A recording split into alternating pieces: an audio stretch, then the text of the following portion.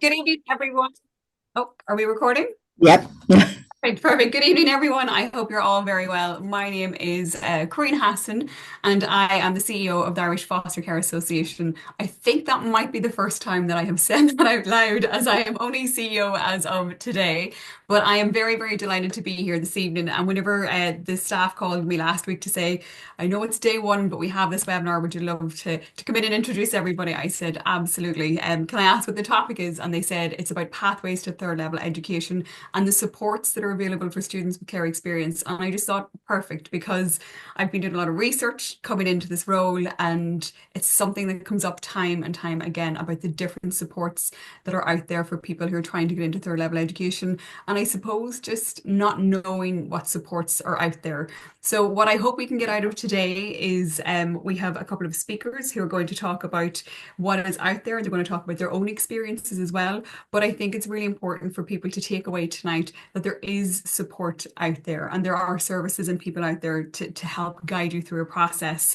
And I also think it's very timely because the CAO process is just about to start to begin. And I know from some of the invites that we've had and some of the people who've signed up that we have a lot of young people on the call tonight. So the one thing I will say to you is please feel free to reach out after. The speakers are going to give their details at the end of the sessions. And please, please, please feel free to reach out.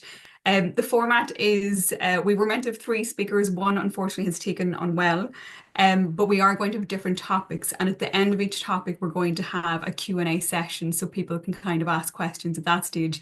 But as I say, if we get to the end of the session and you've forgotten a question you wanted to ask, or if something comes up tomorrow, you do have details to reach out back to us. So I'm going to take you through the two speakers that we have with us this evening to tell you a little bit about them and what their skill sets are, and also about the speaker who's not here tonight.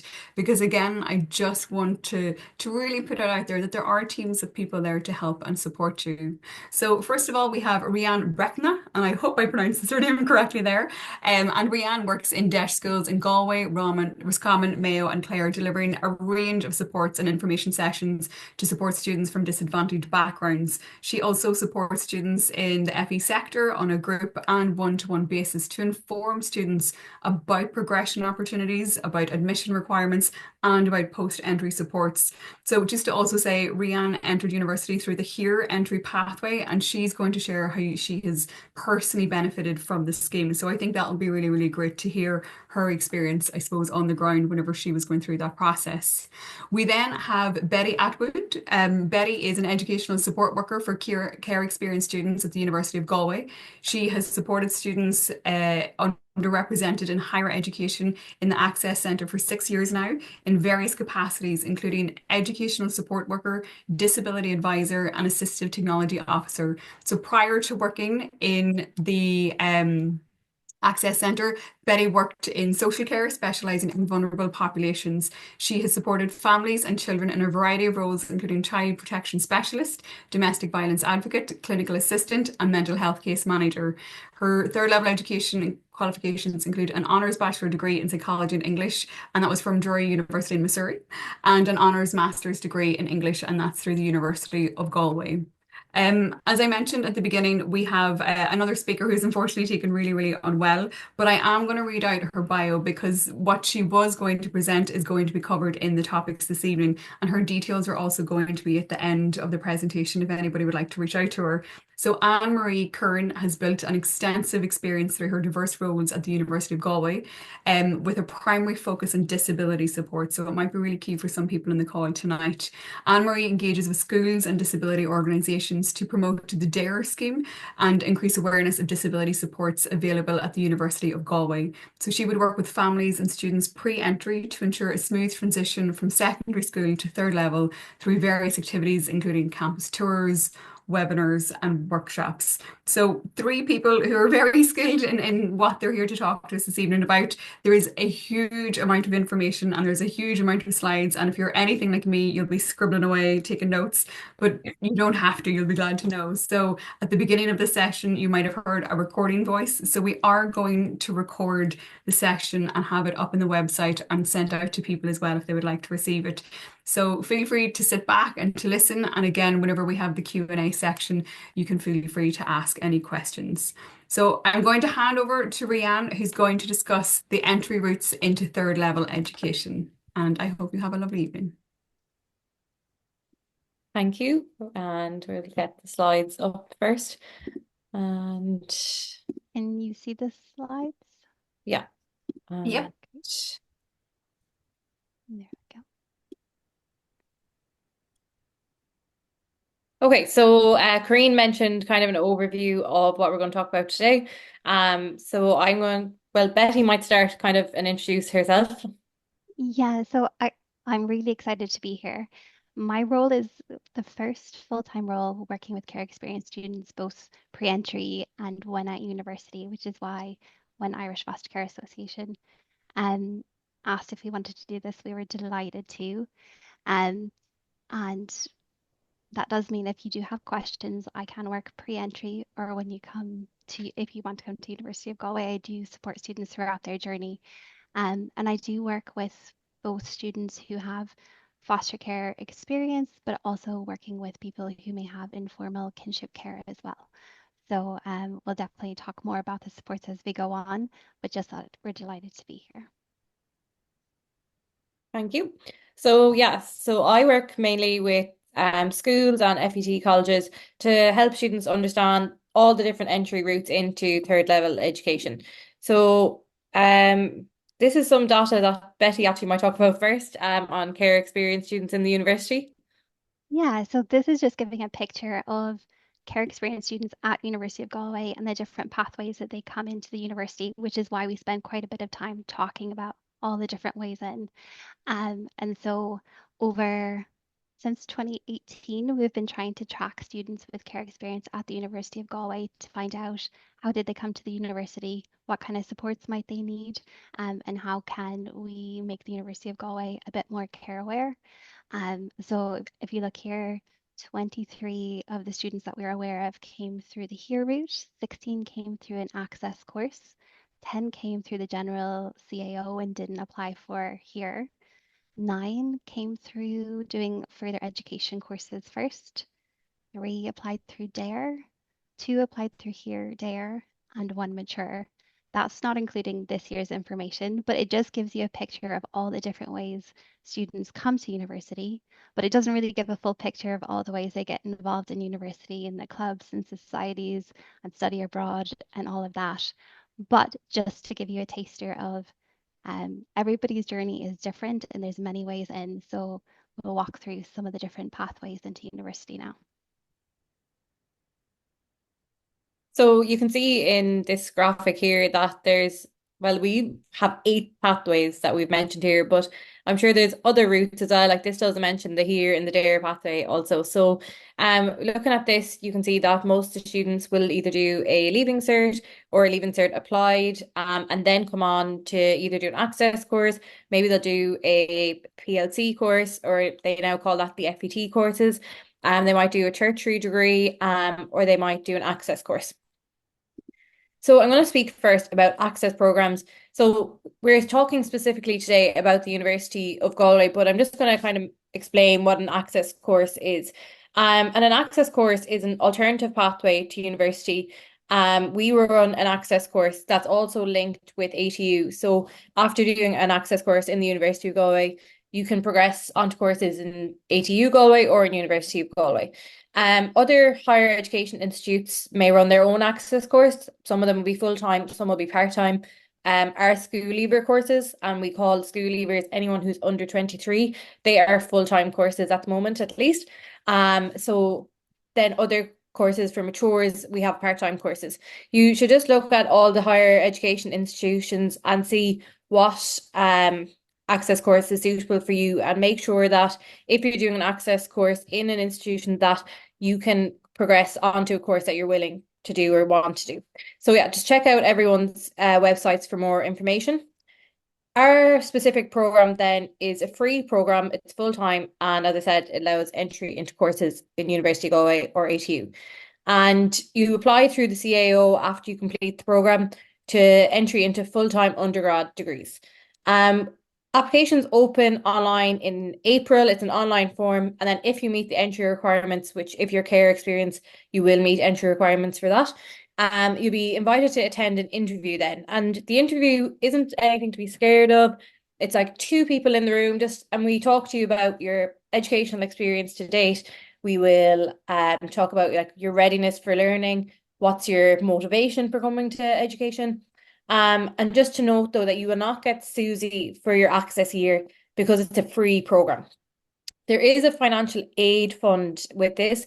So a few students would get it's a means tested fund, but I think for the care experience then they can apply directly to the financial assistance fund. Students last year got about €800, other years it's been €400. We don't really know until the government decides how much money they want to put in the budget for that every year. So it's usually between €400 and €800. So progressing on to third level education, then you do have to have an 85% attendance. And we're very strict on that because it just sets you up getting good habits that you will need if you want to progress and succeed in a third level course. So then students are eligible for entry into our general degrees. So for example, arts and commerce, we'd have unlimited places for access students on those. But there is competition then for nursing, medicine, biomedical science. Some of our law courses will be very competitive, psychology. It depends on the demand, so we don't know how it goes, but it does depend on exam results. One thing to note is that the only way to get into health sciences in the Republic of Ireland is an access course. So you cannot do a PLC course and go into occupational therapy, for example, but you can potentially do an access program and compete for a place then through the access course in occupational therapy, speech and language, those kind of courses. So it's just important to know that. The course structure then, it just really sets you up for university. You pick a stream depending on what undergrad course you're looking at doing after your access course. So our art students pick one of the four art subjects, the business students do maths and economics and two of the art subjects, and our science stream students do physics, chemistry, maths, and biology. And I think the science stream is particularly important because a lot of our students might be coming into a course that has all three of those science subjects in first year of an undergrad, but might have only done like ordinary level biology in Leaving Cert and feel then a bit overwhelmed. Whereas the science stream with this, you're getting a level that's higher than a Leaving Cert level in all three subjects, and you're just really prepared then to take on a science or an engineering course. Then our core modules, academic writing, because writing essays in college is so different to what you're used to doing in school. College and career skills, then that's just like kind of like your career guidance a bit there. We'd have lecturers coming in, we'd have past pupils coming in, academic technology, teaching you how to use all the softwares, IT skills. So some people be used to using like Google Classroom and Microsoft Teams, whereas we use completely different software in the university, and you'll be so used to that then by the time you take on your undergrad. And academic study skills, because again, it's very different in the way that we do like continuous assessment more in university, whereas in school you're used to, final exams, mocks. So just learning how to, deal with deadlines, deal with assignments, and how to organize your time and study. So you do need to pass all four modules, so the four core ones plus your four subjects to progress onto third level. One really nice part of Access is that our students can undertake a professional engagement module. So it's a module, it's 6 weeks every Friday, where our business students go to Grant Thornton, so it's a big business in Galway. Our science students go to Medtronic, again, one of the biggest science engineering companies in Galway. 6 weeks every Friday for a mentoring. They get to taste the workplace. Like some students will say, I want to do business, but don't know if they want to go down the HR route or accounting route. Whereas the Grant Thornton experience will get them to see all the different areas, get to talk to people that are working in those areas and see if it's for them. And same with the science students. And they also get to do a presentation as well to the staff at Grant Thornton and at Medtronic, which can really help the CV. And it just gives you a great CV as well when you're looking at work placement for some of our courses then throughout your degree. So just kind of looking at Access in general, we accept students from Leaving Cert Applied and Leaving Cert, and we just look at their readiness for learning and their motivation for taking on the course. it is low risk financially if the course doesn't suit you.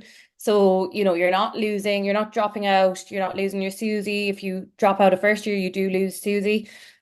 So you might be looking at doing a course for a year, whether it be access or further education, which I'll speak about as well. It just gives you a chance to try it out before taking the big leap. It's such an supportive environment. So you've met Betty, but also like there's so many. We have a access support worker, we have the academic lead, and if you've been doing access in first year, like we will help you all the way until graduation, and you'll know the team and you'll feel comfortable coming in and asking for that help. It's a great way to make friends in different subject areas as well. So a lot of students might come into arts in University of Galway, and there's 850 people starting arts every year. And then all their friends are doing the same course. They're all doing arts. Whereas if you do access for a year, you're all together in the core module. So you're going to meet people that are going to go on and do science, going to meet people that are going to go on and do business. And it's just really nice to have friends doing loads of different areas. It's a really nice place to transition from school to third level because you are going on to campus in the University of Galway. So like when people are asking you where are you going, you're saying University of Galway. And that's so nice. You get to like get a feel of the campus, you know where everything is, you know who to go to for support. And it's just a way less overwhelming than coming straight in without any kind of access course or without the Here or There scheme where you'll also get support that I'll speak about in a second. I'm going to leave this video here on the link because this you will get the slides if you want to have a watch. It's just our Student Voices video, so I'll skip that. So the next entry route then that I'm going to talk about is the FET route, or the QQI or the PLC. Lots of people call it different things. This route can be kind of confusing for people, so I'm just going to speak about how to understand the QQI guide and see kind of if there's admission requirements that are specific then for the course that you hope to do. Just want to show everyone that there are more places than ever before on our every course in the university for the FET. So we have like, this has grown even more, which I'll show you in a second, but our science and engineering, specifically on College of Arts, are taking on more and more students from the FE sector because they can tell like how much knowledge they have after a year in a PLC. So it's a great route to discover your interests. So they accept Leaving Cert Applied, Leaving Certificate, and they often accept students as well who might have like dropped out of school after maybe finishing fifth year, and they might accept you again based on interview, and depending on the FE college that you're looking at, you'd have to speak to them directly. But they would often consider applicants that are like 17 or 18 years old to do the level 4 or level 5. So again, low risk financially if the course doesn't suit you. Like I've seen so many students from, like I used to work in Zesh school, go on to do arts or go on to do business because all their friends were going to do that and dropping out, and they're like, sure, I never liked English. Why did I pick English? Whereas if you do a course in your PLC or you do access and you do a year and you can do pre-university arts in your FE college and you pick those subjects, and you'll be saying to yourself, sure, I never liked English. Why did I decide I'm going to do this? But at least you're not losing that SUSI grant. So that's really important. And it's just a really good way to figure out if that's the course for you, if that's the route you want to go down. Again, really supportive environment. They have loads of career guidance teachers there. It's definitely more independent than school, but there's still a kind of school structure in ways. And again, it's an opportunity to stay in your town or city for another year because some students might only be 16, 17 doing the Leaving Cert and might not feel ready to, move 3 or 4 hours away, where there might be a further education college in Donegal that they can go to for a year, just like mature a bit and figure out what they want to do. So that's part of the FE route. Our guide is available online and I've put a link to it there. It is quite a comprehensive guide, so some people might not like the online version, but if you want to request a physical copy, just email me your name, your address, and ask for it, and I have no problem posting one down to you. So the first page kind of looks like this, and the course name can be named different in every different further education college. So for example, your 5M2009 might be Early Childhood Care and Education in GTI in Galway. It could be called Community Childhood Care in Cavan Institute. It just depends. It's all a marketing thing, really. But the important thing to look at is the award, because the award is a nationwide recognized award. And that's what we look at when we're looking at what course then you can apply for. Now, all these courses look like just random numbers and random letters to you.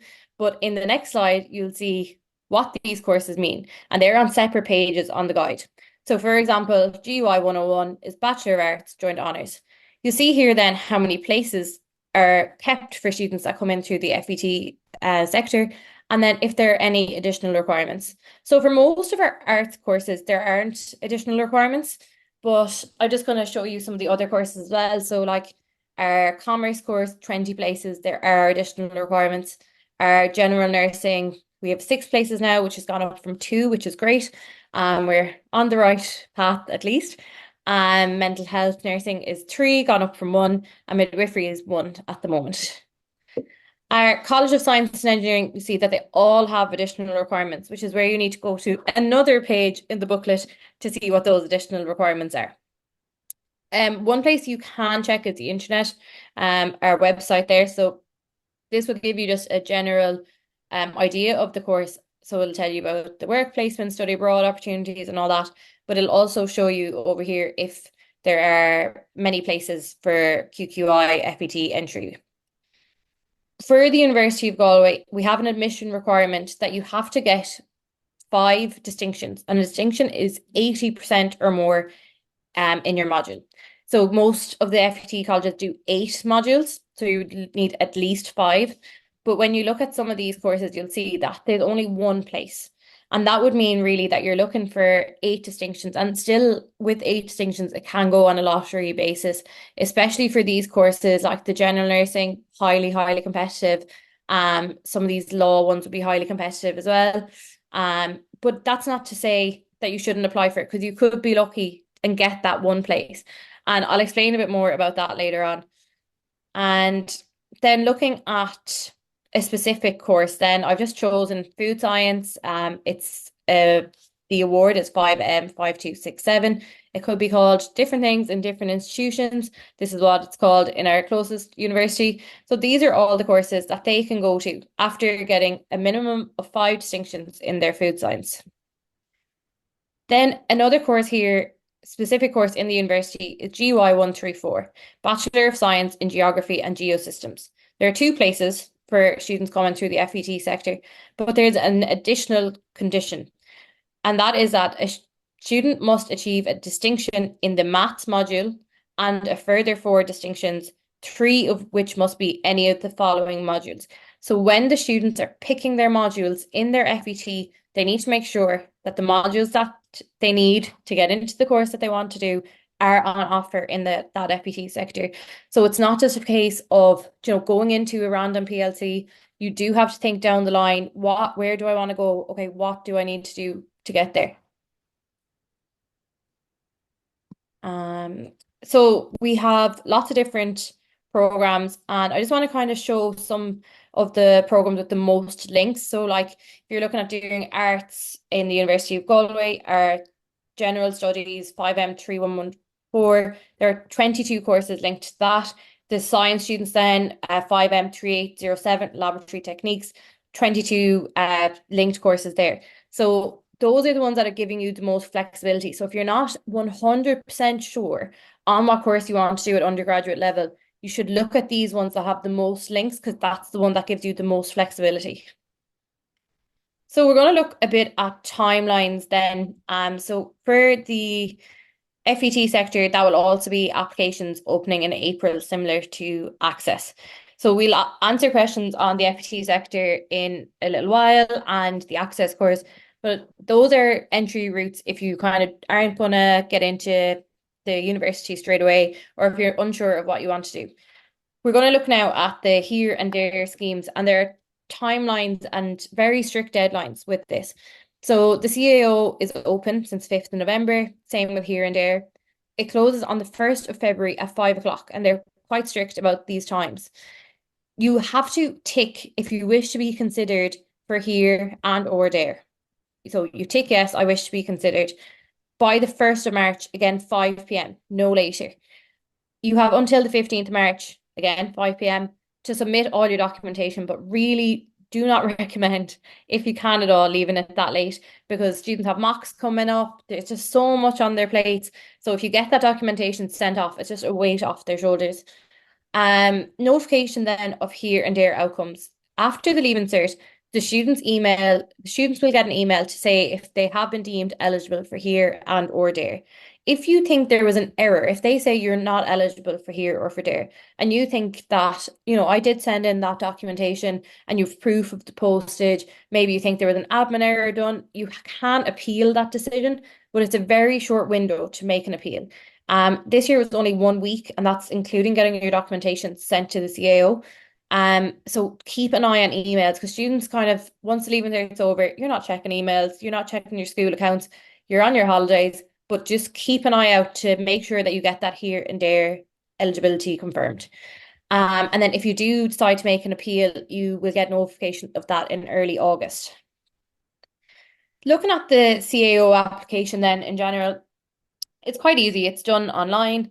There's the CAO handbook as well that you can look through. Go to the CAO website and you click apply, fill in all your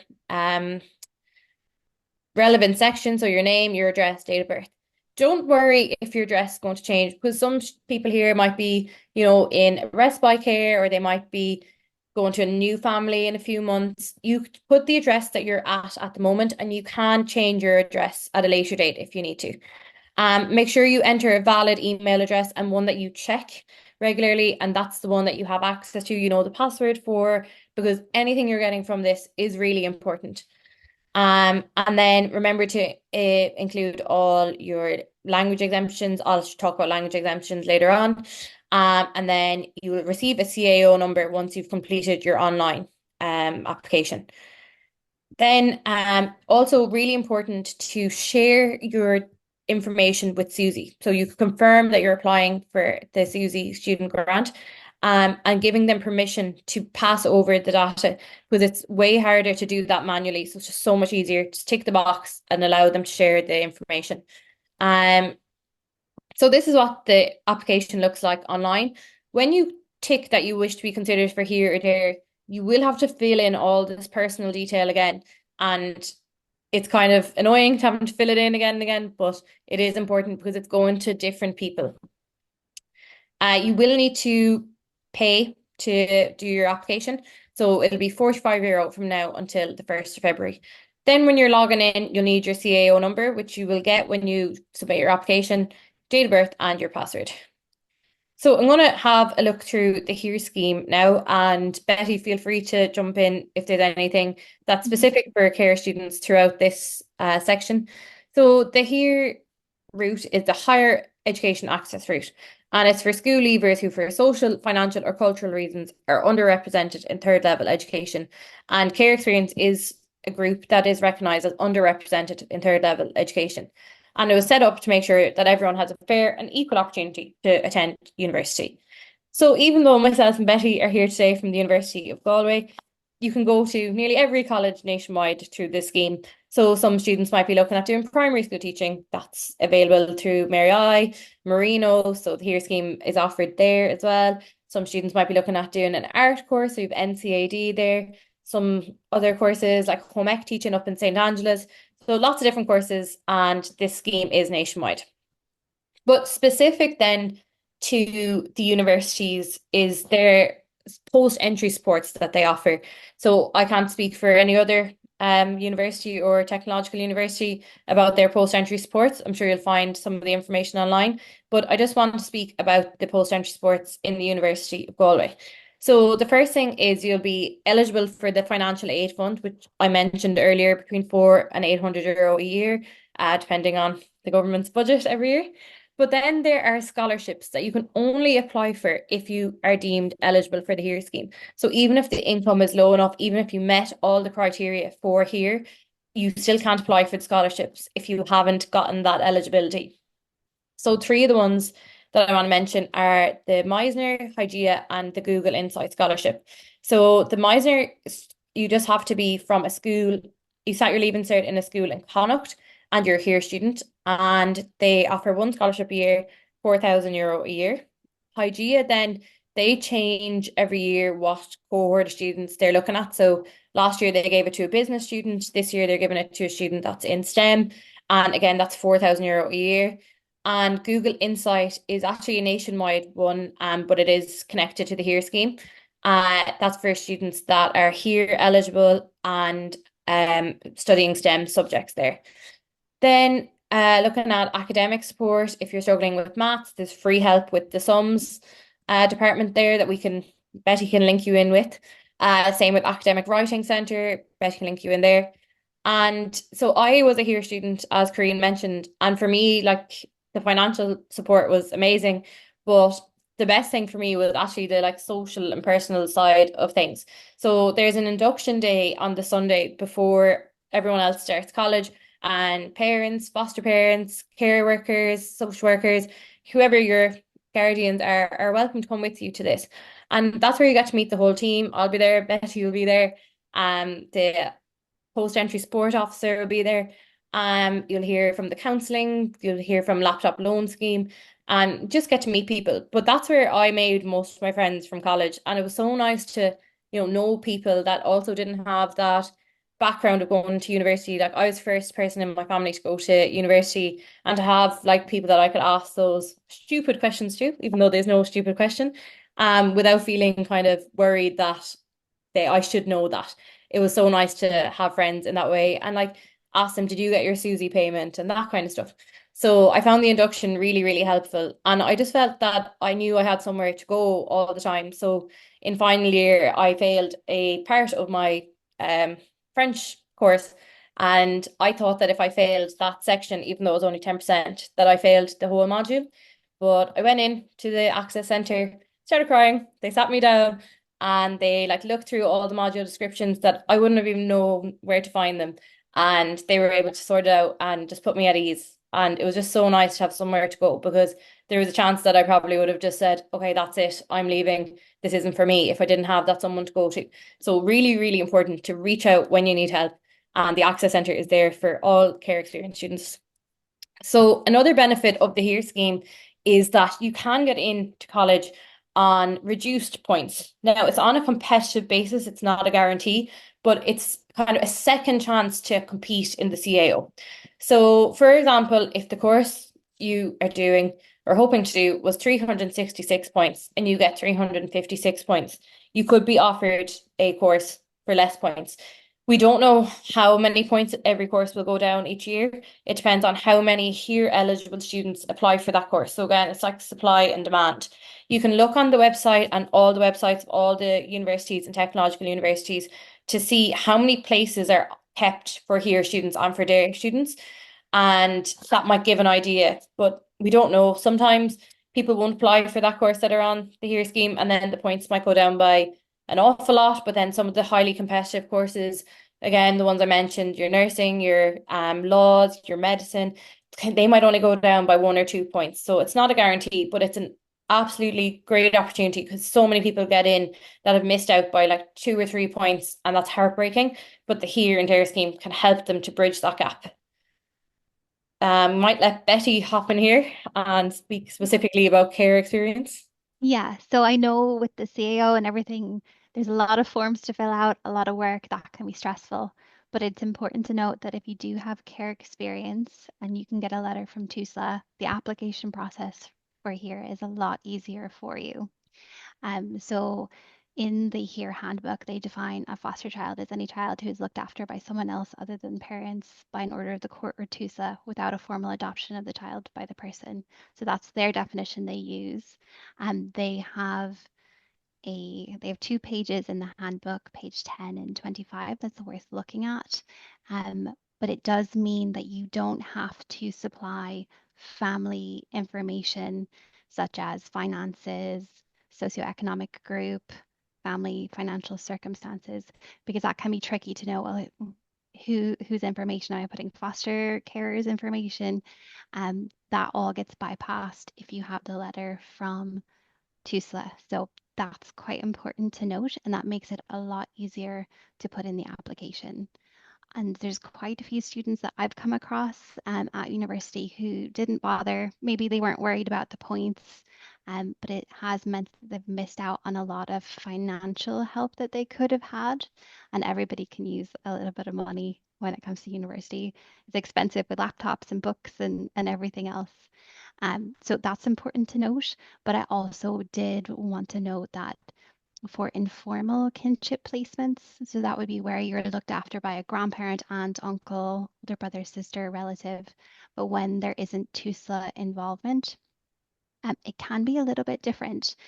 If you're in an informal placement like this, but you were previously in a TUSLA placement, you may still be eligible to get a letter from TUSLA and be able to skip that complicated piece. So it's worth checking at your local TUSLA drop-in center to see whether they have a previous record and whether they can give you that required letter. If you were never in a TUSLA placement, and your kinship carers are struggling to get guardianship payment or status that you would need for the HERE scheme, you can link in with Kinship Care Ireland. That's an organization who can provide free advocacy and support and can help guide you into applying for guardianship, which can make applying for a scheme like the HERE scheme more manageable. So I have included their information if anybody does want to get in touch with them for a bit more guidance and support on that. It's a little bit more complicated. Yeah. Thanks, Betty. Yeah. Yeah, I'll leave the complicated stuff to Betty sometimes. Thanks so much. So, Betty mentioned that some of the criteria that you can skip if you do have that letter from TUSA, but because you mentioned that some people won't be eligible for skipping this because of that, trying to get the guardianship and stuff, I just want to mention some of the criteria. So you do need to meet three of the criteria, and the one that's the most important is the household income, and that has to be on or below 46,790 euro in 2023. Now, it does increase slightly depending on the amount of dependents in the household. So if there are fewer than four, then it's that 46,790. Between four and seven, 51,325. And eight or more is 55,630 euro a year in 2023. One thing though is that if there is a sibling or a parent enrolled in full-time college, university, or PLC, so the FBT sector, that this income threshold increases by 4,785 per person that's in the household. So if there's two dependents in the household, one of them is older, maybe they're in second year of college, then you're actually going up to this higher limit. So it's really worth looking at the handbook if you do need help for that. And then the other thing, sorry, I'm going the wrong way, I think. The other criteria is then is, do you have a medical card or GP visit card? Have you received a means tested social welfare payment for at least 26 weeks in 2023? Is your parent or guardian's employment status underrepresented in higher education? And you have to be very specific about the employment status here and what job they do.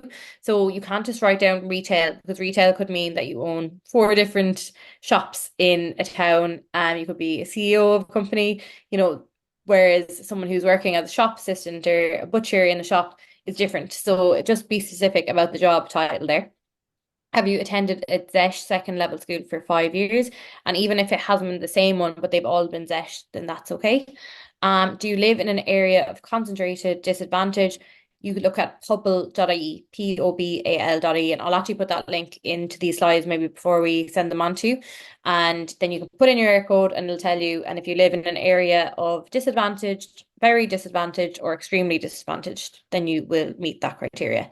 And then if you were or currently were previously in the care of the state, TUSLA, then you just need that letter that Betty spoke to. So for all the young people that are here watching, this isn't something really that you can do by yourself. You will need to get, TUSLA to get the letter. You might need foster parents to fill in forms or maybe speak to the social worker on your behalf. So just make sure you sit down with someone who can also just look over the application and make sure everything is there. These are the supporting documents, again, all in the handbook. And if anyone wants a physical copy of that handbook, again, you can email me with your address and I can send that on. So I mentioned the deadlines earlier. Just be careful when you are sending in copies of any documents that they might be requesting, that they are clear and eligible, and you won't get them back. So just make sure it's a copy and not the original. You will get a checklist of what documents you need to fully complete your application, and make sure that they are in the CAO office before the 15th of March. So again, give Unpost a few days because you just don't know what will happen.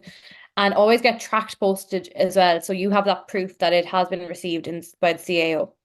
I spoke about that. So I am going to go on to what Anne-Marie Curran's section was going to be and speak about the disability access route to education. And if there are questions that you maybe don't want to put in the chat box, because they might be very personal, very specific, no problem reaching out to myself, Anne-Marie, and Betty, and we can send them on to the relevant people about the DARE scheme. So the DARE scheme is the Disability Access Route to Education, and it's similar to the HERE scheme, that it's for students that are underrepresented, because disability students are underrepresented in third level education. And it offers the same reduced points system where you compete for a chance to get into higher education, even if you've just missed out on the points. You do have to have had, the disability that you have has to have had a negative impact on your school and your education. So that's where the DARE scheme comes in. Again, a nationwide scheme here. So University of Galway, Toulouse, Athlone, SETU, Waterford. So I know there's people here from all over, so it's great. Again, looking online to see how many places are kept for DARE students is really important to see. But it's exactly the same. But just to note that you do need to meet entry and program requirements to be considered for the DARE reduced points. So for example, our commerce with accounting degree in the University of Galway, you need a H4 in accounting. You do need to get that H4. So even if you have the points, or even if you're just under the points, you do have to meet that specific grade. Same for like primary school teaching, they look for a grade in Irish. A lot of our science and engineering courses might look for a grade in maths. So you do have to have that entry requirement, but you could get in if you lost out on points because of a different subject. So should you apply to the DARE scheme? So if you're under 23 and if your disability has had a negative impact on your educational performance in school, and because of that negative impact, you might not be able to meet the points that you need for your preferred course. So here are all the disabilities that are eligible for consideration on the DARE scheme. So we have autistic spectrum disorder, ADD, ADHD, blind, visually impaired, deaf, hard of hearing, DCD, dyspraxia, dyslexia, significant literacy difficulties, dyscalculia, significant numeracy difficulties, mental health condition, and so depression, anxiety would fall under that, neurological condition, including brain injury and epilepsy, speech and language communication disorders, significant ongoing illness. Now, this can be a lot of things. For some people, it can be chronic asthma, diabetes, Crohn's disease. It can be childhood cancer as well. And then you have physical disabilities. That's anything that might be affecting any of your limbs, back, that kind of stuff. Now, the real important thing with the DARE scheme is the documentation.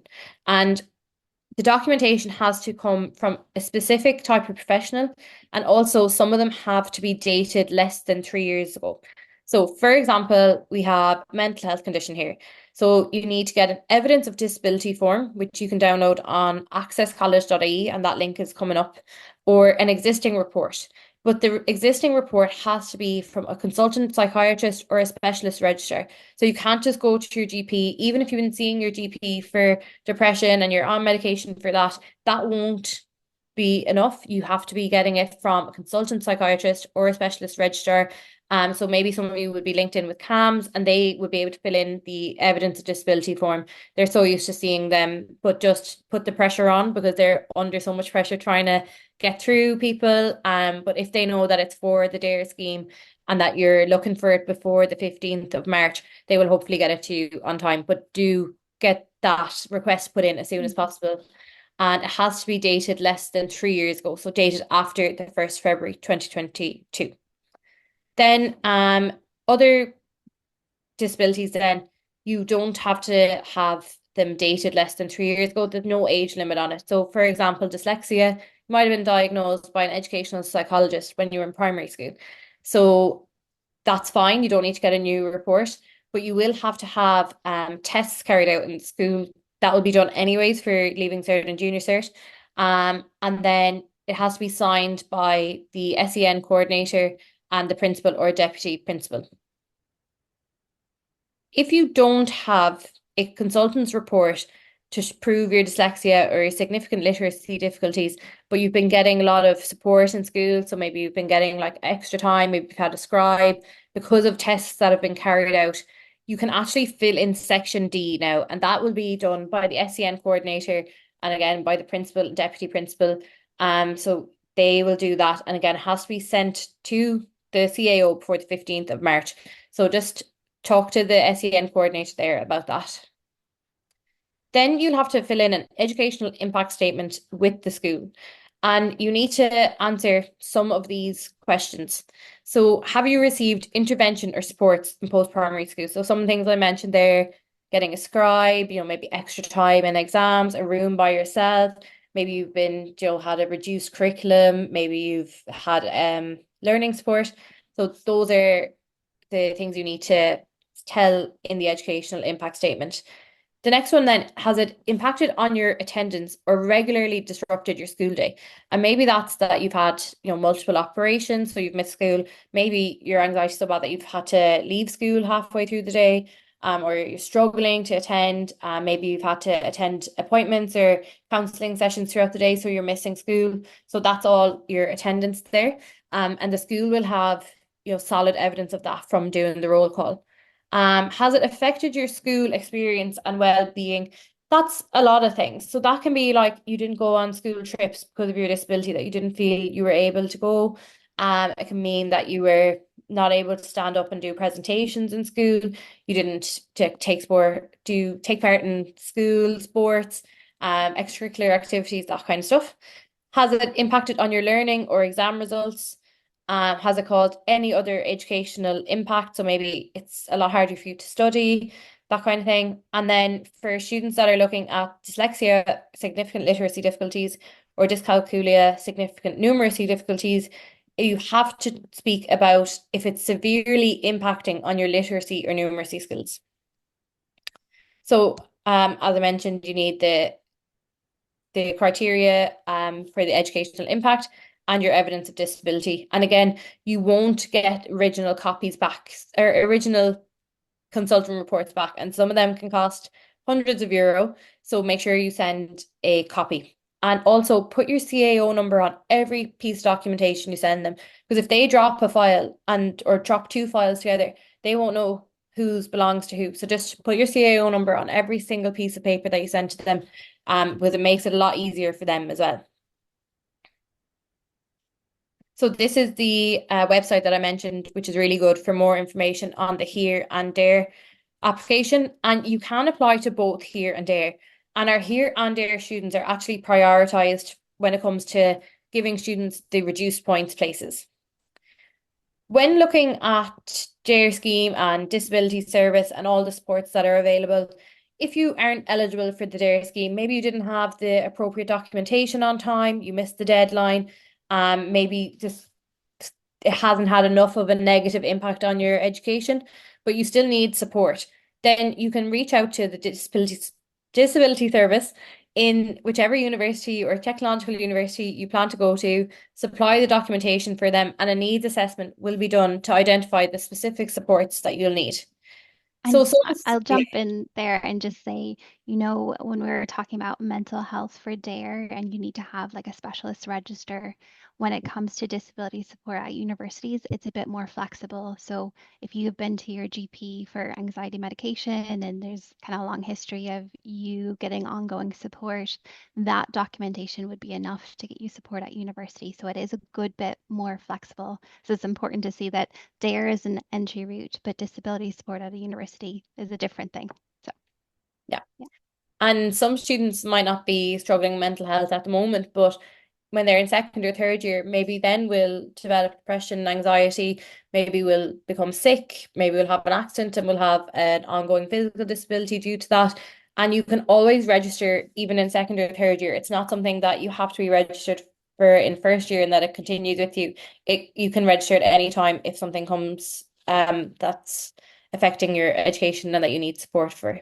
So some of the things that we do is advice, support, and advocacy, in-class supports, and that could be like getting your lectures, the notes sent to you before the lecture, maybe exam accommodation. So I mentioned like room by yourself, extra time in exams, learning and skills support, assistive technology. So some students will need specific software put onto their devices to help them, and the training and the software will be given to them free of charge. Occupational therapy, we're really lucky to have two fully qualified occupational therapy therapists on our disability team. And then placement support is really important as well, because some students might need to have accommodations put in place before they go out into the working world for work experience. And, we'll never tell the employer what the disability is. We'll just tell them what accommodations need to be put in place for them. And that will just help ease them going into a workplace, and it's free and confidential. A thing to mention is language exemptions. And you might have a language exemption in school, so you might not be doing Irish, or you might not be doing a third language. And that can be maybe because of a specific learning difficulty like dyslexia. Maybe you're not doing Irish because you didn't live in Ireland until you were over 10. So there's lots of different reasons for the language exemption, but you won't get that automatically. It doesn't carry forward from school. So you have to apply to each university separately. So even if you have University of Galway as your fifth choice on your CAO, make sure you submit your language exemption to nui.ie. If you have UL, you need to do that separate. If you have Trinity, you need to go to them separately as well. So just look at the university's websites that you have on your CAO, even if they're 8th, 9th, 10th place, make sure you get your language exemptions put in. It's different as well to the DARE scheme. So it's two separate processes, and the DARE goes through the CAO, whereas when you're applying for a language exemption, you go straight to the university. Yeah, so that's all covered. Then just some kind of tips about CAO. Attending open days is such a good way to figure out what course you're hoping to do, if it's the right one for you. You might meet students that are currently in the course, lecturers, see what the students have to say, see what different opportunities are there career-wise. Read course descriptions online, ask friends, maybe they have people that they know who did a course 3 or 4 years ago, see what they're doing now. Read testimonials online on the website as well. There's a handbook for the CAO online as well that has a list of every single course in Ireland, which is a great way to just see everything and like go through it and highlight the ones that you might be interested in, and then narrow it down from that. And again, I mentioned that sharing your information with Susie through the CAO is important. I was at a course recently with career guidance teachers, and they spoke about how to arrange your course choices. And they said that choice 1, 2, and 3 should be the absolute dream courses. Whether that's medicine, whether it's nursing, whether it's arts, business, doesn't matter what your dream course is, that's what you put number 1. It doesn't matter what the points are. Like, even if you think, oh, I'm going to put something really high here because I know that I'm actually going to get number 4 because I won't get enough points for these, but the course you really want is number 4. That's not the way to do it. You need to do it by genuine order of preference. So dream courses up the top, and that doesn't matter about points, what you really want to do. Then you put in a few here in the middle that are realistic. So, don't fill the course choice with courses that are 600 points if you're not doing enough higher level subjects. You have to be realistic in a way as well. So 4, 5, 6, 7, your realistic courses. So, after the mocks, that'll give you a good idea of where you're going points wise. And then the last 3 at the bottom to be your safety net courses. So ones that have been lower in points in the past few years, maybe ones that you'll get the admission requirements for. So, you're doing honours in a subject if you need to do it, that kind of way. So that's just a nice way to help break it down for some people. And Betty, is there anything I've missed on CAO here, there? I think that was quite comprehensive. I think people are probably Yeah. overwhelmed with information. Do we So have any questions? Because we did hit you with a lot there. Yes, there were some questions, Rianne. Just staying with Dare, there was you talked about DARE as being the one of the routes for people with disabilities. So you've talked about that. So that was one of the questions that had come in. The other was, is adverse childhood trauma considered for DARE? The experience of adverse childhood trauma. That is an excellent question. And that's probably something that we should raise with DARE. It's not one of their specific categories. However, I think because of adverse childhood trauma, if you are closely working with CAMS or a specialist like that, um, that probably would be the kind of DARE entry pathway if you are linked in with somebody who would be kind of on the consultant register side of things. Um, but I do think whoever asked that question, thanks for asking it. And I think maybe we should all be lobbying DARE to consider that. So yeah. Thank you. Great question. And going back to the beginning, Rianne, you had talked about the Access program, and Jessica had asked, does Maynooth University offer the Access program? They definitely used to, but I'm not sure if they still do. So you'd have to look at their website to see that. Okay. So to check their websites, and it'll be up there. Yeah. Mm-hmm. Yeah, okay. I think because there are so many FET entry routes, some universities that used to have access have stopped doing it. And there's kind of benefits to both entry routes into university. Access is quite supportive, and there really is a lot of scaffolding, and it's a nice space to kind of grow your academic skills. But then the FET entry route, there is a bit more financial support with Susie, and you can be quite specialized, but get that taster in a much lower stake setting. So yeah, we don't actually know all of the universities who have access still, but just search Access Maynooth. You'll probably get the Access Center, but there would be contact information there. And you can ask them, do they still run an Access entry course? Okay, thank you. There's a comment here from Safine saying, hopefully it can be accepted that adverse childhood trauma is considered for DARE with social worker verification, as services from CAMS can be, I suppose, very thin on the ground, and not always available, I suppose, with long waiting lists and. Yeah. Now the DARE entry route is very much like the list that they have is what they go by, and their evidence is what they go by. So I do hope that they would look at that and expand it out. But I would, I would worry that they might not be very flexible in what they'll accept. But the flip side of that, when you get into university or a technical university, the disability support service would be more flexible and absolutely would be willing to offer supports and accommodations for anybody who had an adverse childhood experience that's affecting them currently. Okay, thank you. And just another comment and somebody wanting to clarify. They say, thank you so much, ladies. Just to clarify, if a young person who went through the care system, completed a Leaving Cert and a PLC course, can they avail of Here and Dare from the PLC route, transitioning into university that way? So they would be applying CAO1 application.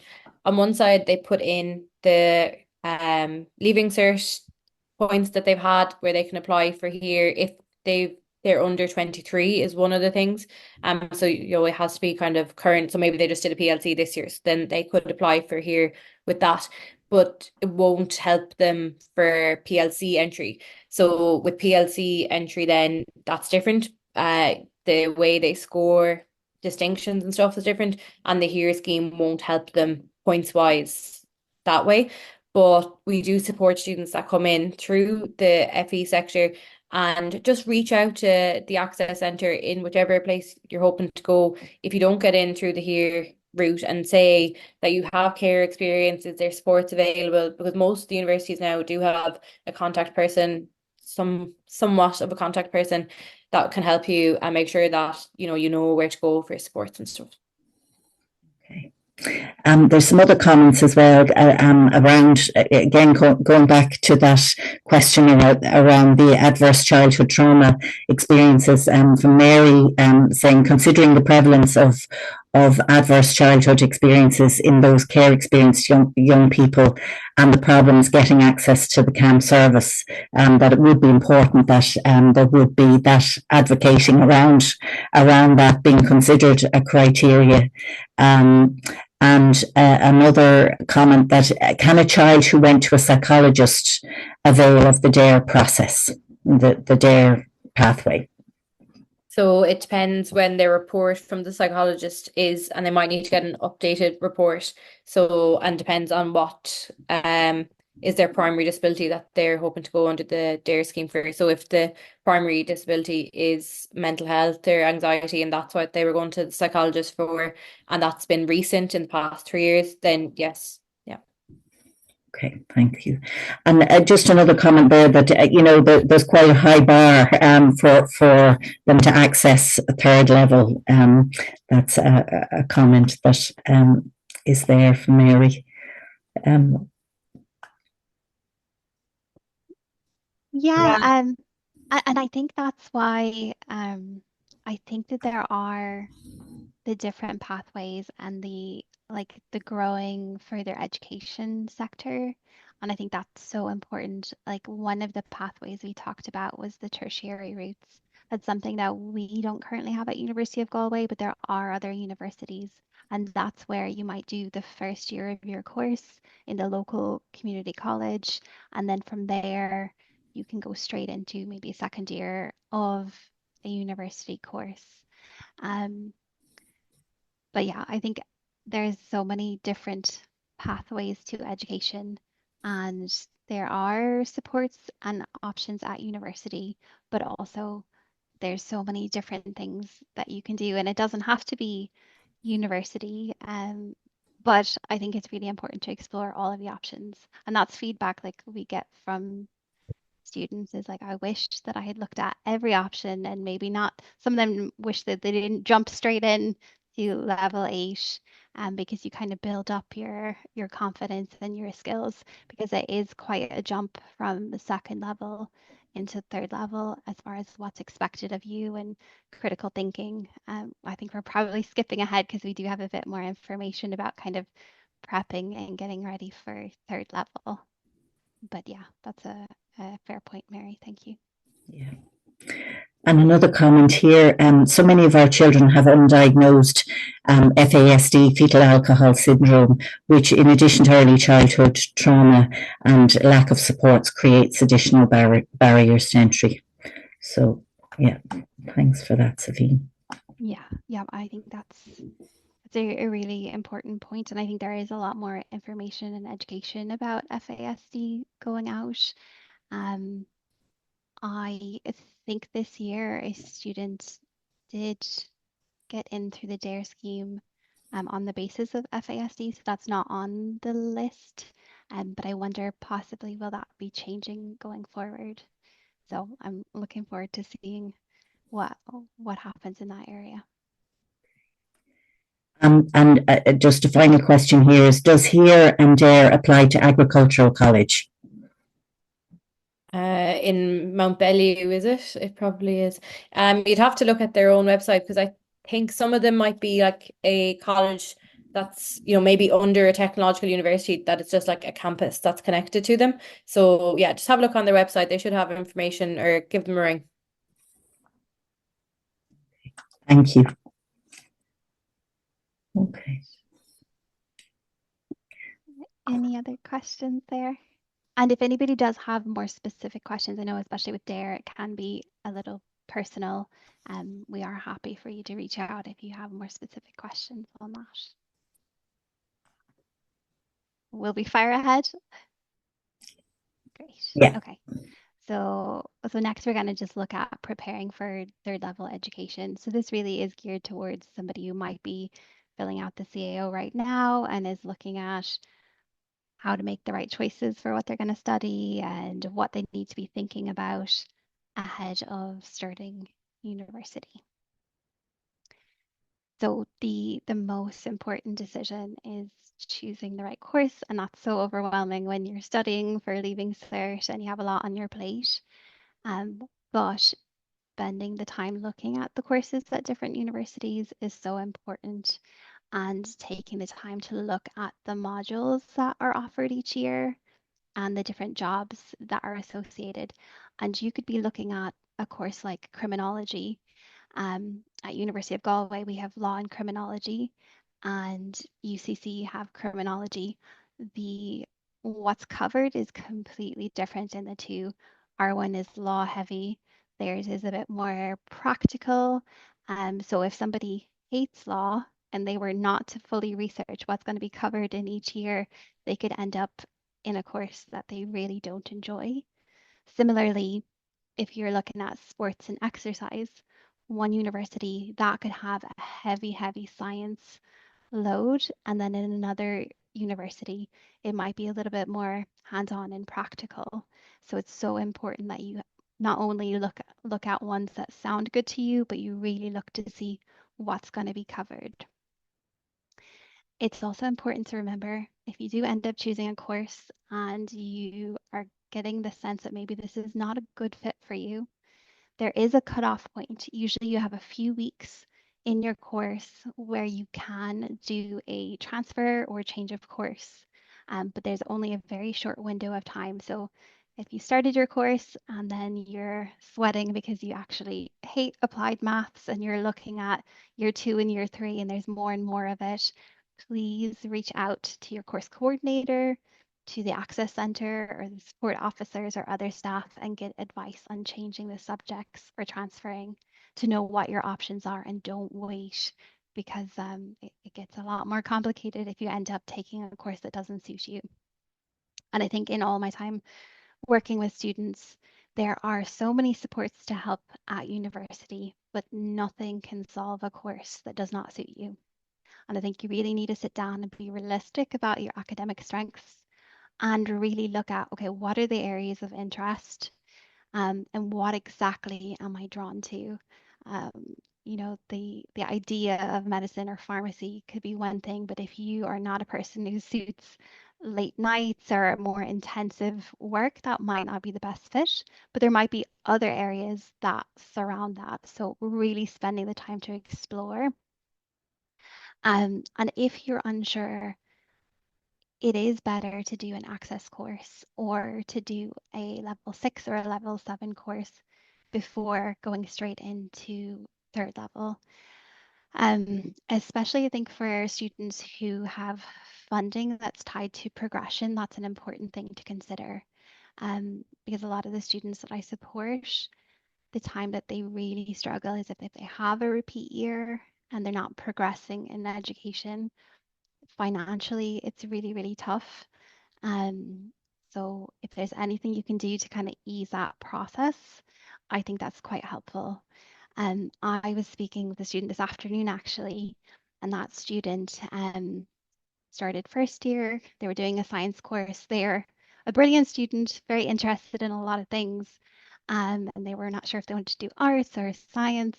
And I think maybe somebody was like, oh, well, science, there's probably more money in that. That's probably a better choice. So they went ahead with it and they hated it. And um, I wrote down what they said. They said they went ahead with the course. They weren't sure about it. They got the points and they felt like they should just go on to university because they got the points. Their advice to anyone was to explore all of your options. Look at PLCs and at one-year courses. Something less intense to ease into it can be good. And they wish that they had taken the time to do a one-year course in GTI, one of our local community colleges first. Instead, they reapplied to the CAO.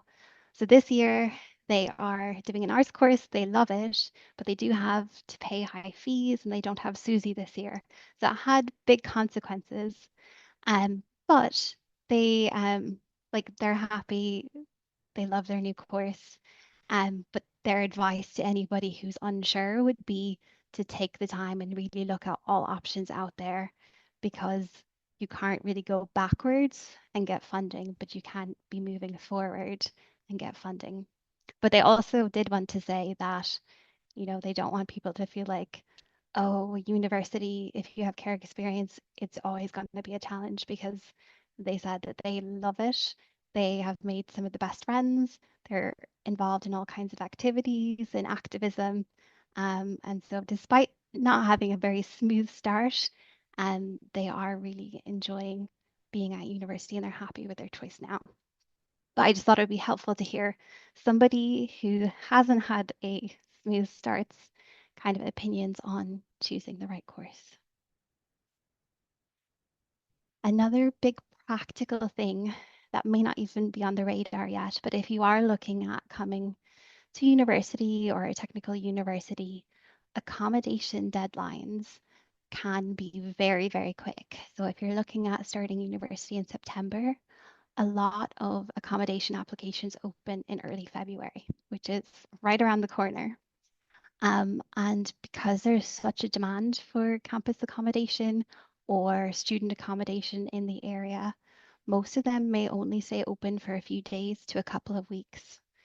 So my top tip would be, if you are looking at going somewhere where you're going to have to find accommodation, approach it like you're buying a precious concert ticket that you cannot miss. Check the websites frequently for applications, know when each one opens, and on the first day they open, apply and apply to multiple different options. I know that sounds extreme, but this is one of the most challenging things. Accommodation is a nightmare all over. Um, Not every university will have campus accommodation. We do have campus accommodation at University of Galway, and it is prioritized for first year students. We've also been quite lucky to have some rooms that are prioritized for students who have experience of the care system. So last year was the first year we had 10 rooms that were reserved for students with care experience. And I we also have rooms reserved for students with disabilities, with a priority for students who might have a physical or a sensory disability. But again, this is only really available for first year students. And then that means in second year, you're out looking for an option in the community, which can be tricky, which is why it's good to also look at private student accommodation. So there are, I think it's probably about 10 in Galway that are private student residences.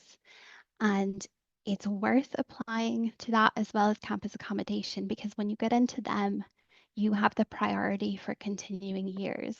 So if you got into one of these external villages in year 2, they'll contact all of the students who are there in year 1 and be like, do you want accommodation again? Before they open it up to new people coming in. So it can be the most stable option. Now, the prices vary massively in these accommodations. Some of them are outrageous and some are more market value, which feels like everything is a bit outrageous. But it's worth having a look at that. If anybody is coming to University of Galway and wants to know some of those, I can definitely send that out to you.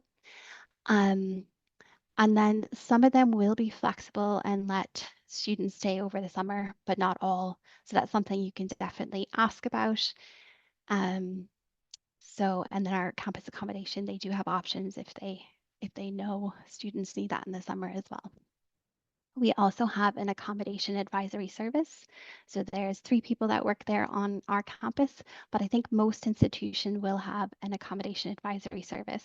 So they're not guaranteed to find you a place, but they will certainly know the connections to people who are renting out private rooms, the options that are in the locality. Our ones are very care aware and they do prioritize care experienced students. And especially if any student is particularly vulnerable or has very particular needs, they can try and help them find an appropriate option. Most universities will be having accommodation talks at ours is actually this Thursday. So there's one there you can sign up for. And open days will often have a stand for accommodation as well. So just flag both of those if anybody is looking specifically at University of Galway. Um, this one is very specific to us, but because we have those 10 rooms, you do apply through the general lottery, which is online.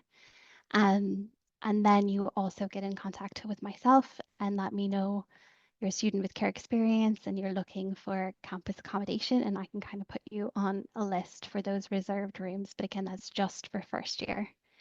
And we also recommend looking at all options out in the community too, because there is limited rooms.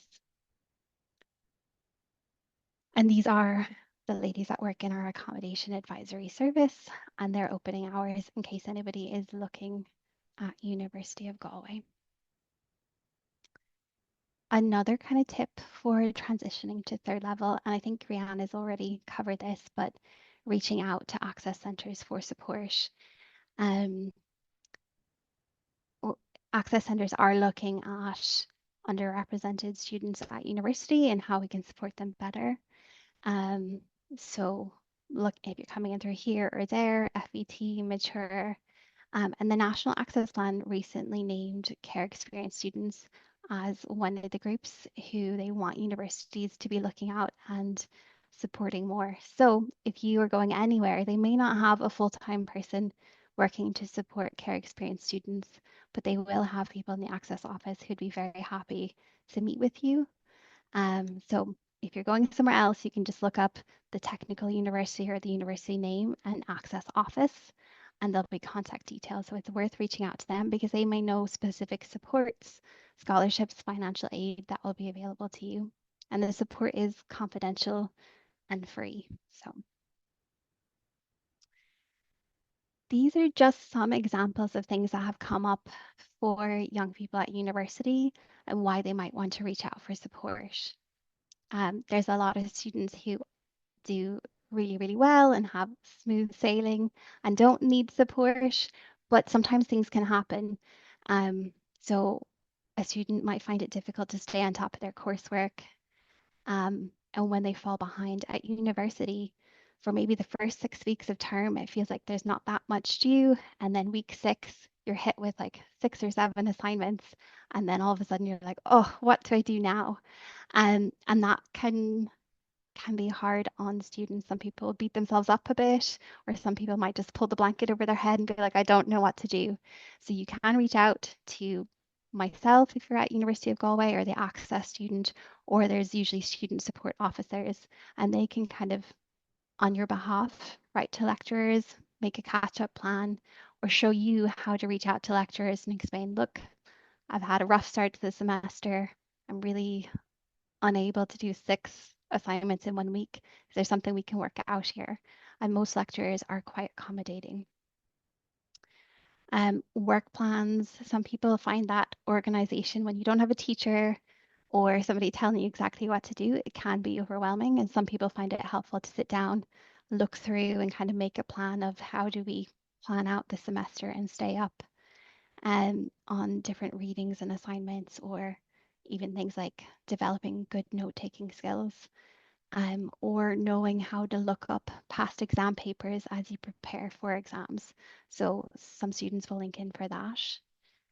One thing that can happen is if you fail a year, for somebody with care experience, if you're getting SUSI, if you're getting aftercare allowance, it can be really anxiety provoking. You're like, how is this going to affect things? Who do I tell? Will people judge me? How do I get back on track? And what do I do about finances? So I would work a lot if students are having to repeat a year to explore the different financial options to help support them. But also if they need some help getting in touch with an aftercare worker or others to get support as they try and get back on track. So I do a lot of working with registration and fees. Universities are big and they're confusing. You can send an email and you'll get an email back. Thank you for emailing. We get a lot of emails. We'll get back to you when we can. And that can be very anxiety provoking when you have a deadline that you need funding by. When you're working with someone like me or someone in an access office, we often will have internal connection. So we can pick up the phone and call registration, be like, this student needs to register. We're in the third week of classes. What can we do for them? Or how do we fast track this fee payment? So those would be the kind of things students might link in for. And yeah, life happens. Like you can have the best intentions, but maybe there's a bereavement in your family, an illness. We've had questions about DARE, so maybe somebody's having a Crohn's flare up, or maybe their mental health is struggling, and that's really affected their ability to attend classes. And then they might be beating themselves up about that. So there's a lot of support in situations like this as well. But there also may be situations where maybe a student has a job and they lose the job, or they have a car accident, they wreck their car, or have to get a tooth pulled, and those can add massive medical and financial issues. And there is hardship funds and things like that that can be explored. So rather than not eating or, really, really struggling, it's worth getting in touch to see, is there any way that the university might have some funds to help out? Okay, on another topic, so we've talked a little bit about funds and applications and deadlines, and there is a lot to be juggling. And it's so important that you have a list of what you need to do and keep track. So the here is a part of the CAO application. It's really worth, if you are planning on going to university, filling that out. The Susie, their deadline last year was in June. Um, that is going to take a little bit of work. You'll need something signed by a care worker, and that's the funding application for your fees. The 1916 application, that will happen after you're accepted into your course and usually during the first month or two of the term. So last year, the deadline was the 10th of October. Again, that does require gathering some documentation, but we'll talk a bit more about that bursary, and it is definitely worth applying to. And then the Student Assistance Fund, that's the financial aid fund. And that usually opens at the start of the semester, or maybe a month or two into it, and it will close towards the end of semester two.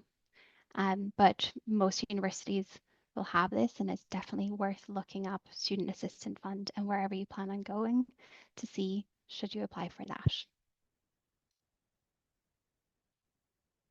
I just wanted to say that for Susie and Care Experience, now I don't work for Susie, I'm not an expert, and I will say that their phone line, they're very, very helpful. So if you have very specific questions, it's worth giving them a call. You might be on hold for a few minutes, but you'll get through to somebody who can give you very detailed information.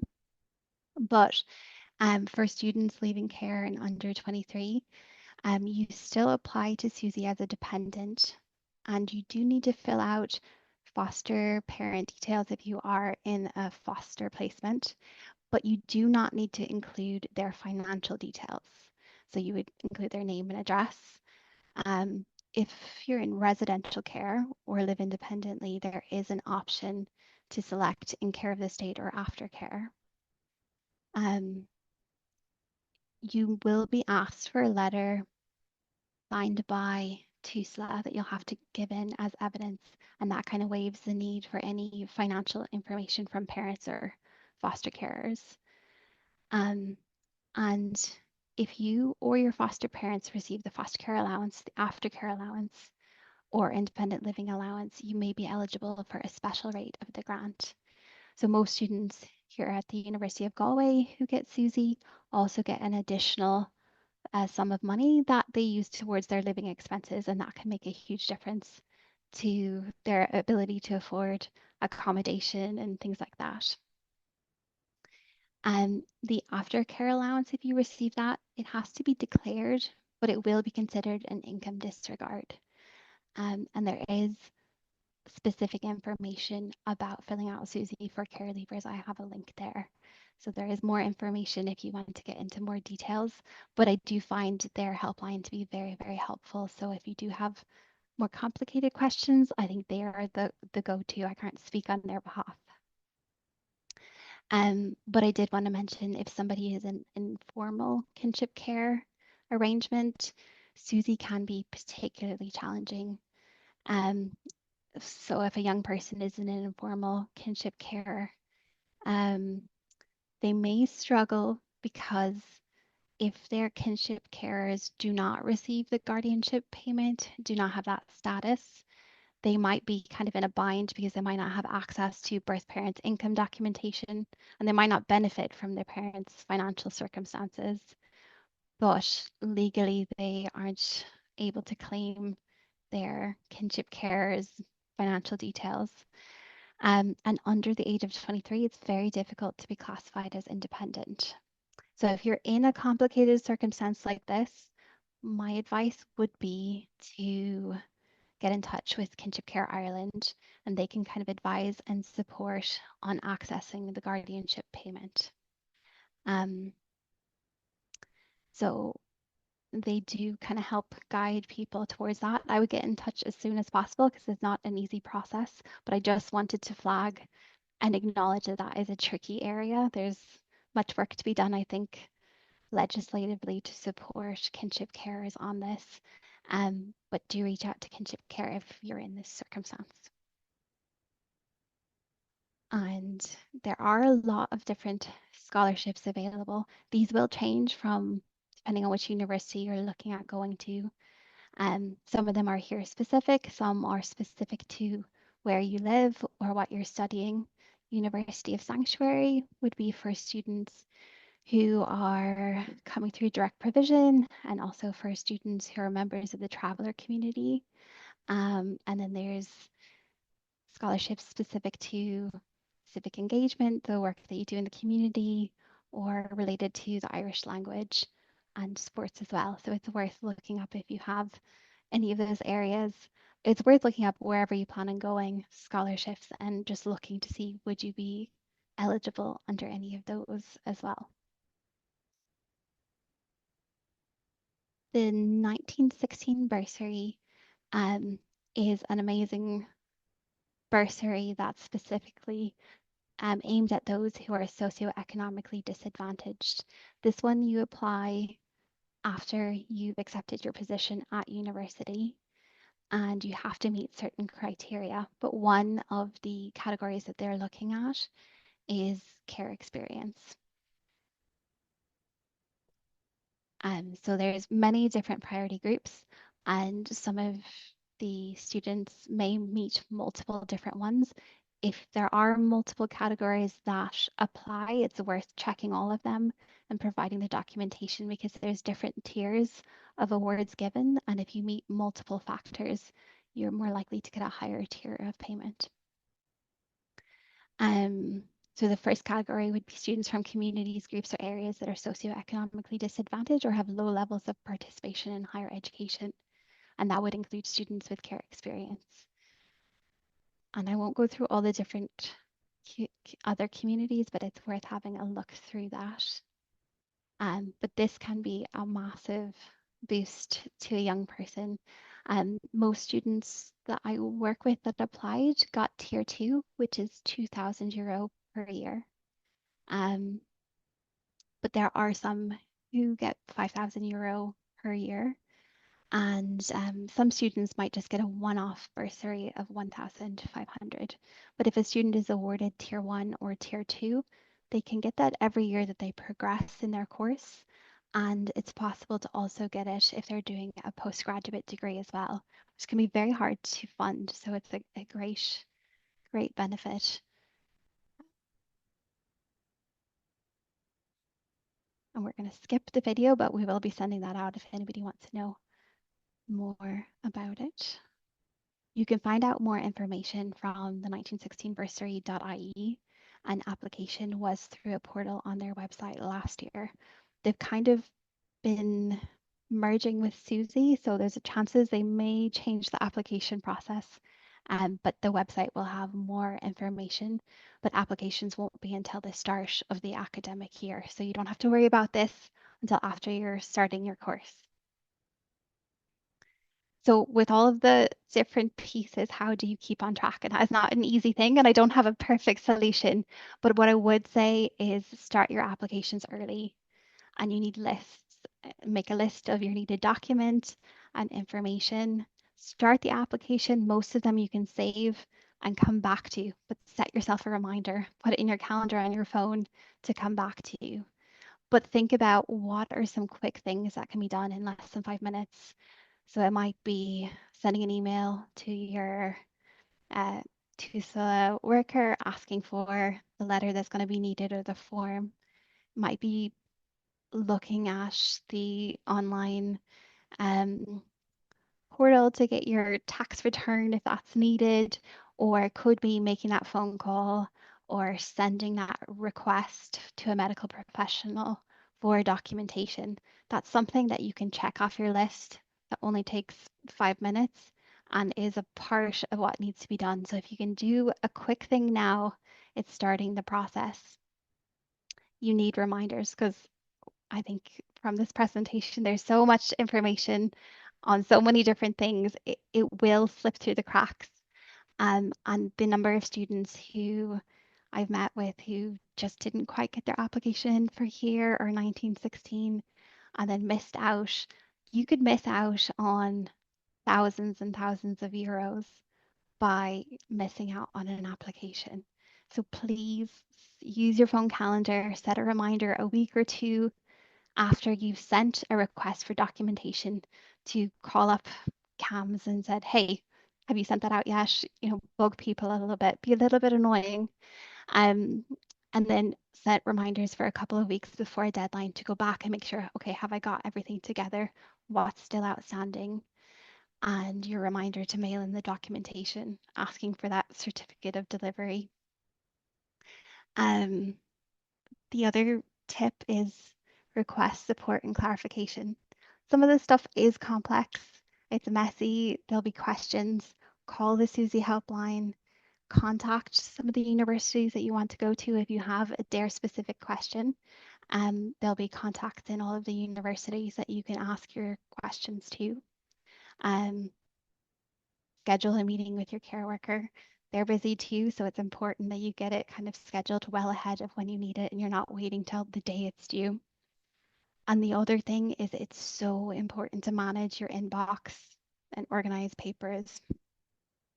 I had a student almost miss out on housing because she had a Gmail account. She probably gets 100 stupid messages a day, like we all do, advertisements or whatever. And her inbox was full. And so there's that an annoying notice at the top that you need to clear your inbox. And she was no longer receiving emails. So she hadn't received, you need to put a deposit on your accommodation. Um, and didn't even realize she wasn't receiving emails anymore. So only for me making a phone call, she would have not got her accommodation. Um, but it's so important that you are regularly checking and organizing and deleting your spam. Um, so yeah, and when you come to university, it will be death by email. There's so many emails that will go out, and a lot of them are useless and rubbish, but some of them will be the 1916 application is open, apply now, or the Student Assistant Fund is closing next week if you need to put an application in, or it could be important information about assignments. So it's really important that you are going through your inbox, deleting rubbish and keeping what you need. And there are techniques to managing the inbox, so it's worth looking at. Creating folders, flagging messages, setting reminders, um, and then just to also have copies um, of your Susie W number, your login details for applications like Susie. And when you submit to the CEO, when you submit to a scholarship, when you submit to the 1916 bursary, take a screenshot, the confirmation that you have submitted it, and keep that safe. Just in case anything happens, it's always good to have those the proof that you've done your piece, and a lot of peace of mind in that too. Okay, so any questions on the more practical accommodation, financial supports?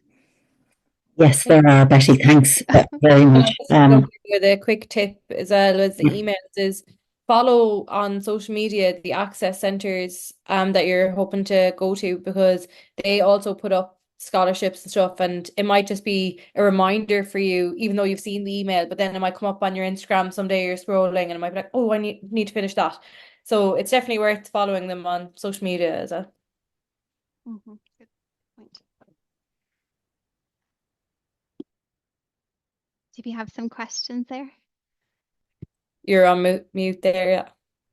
Sorry, thank you.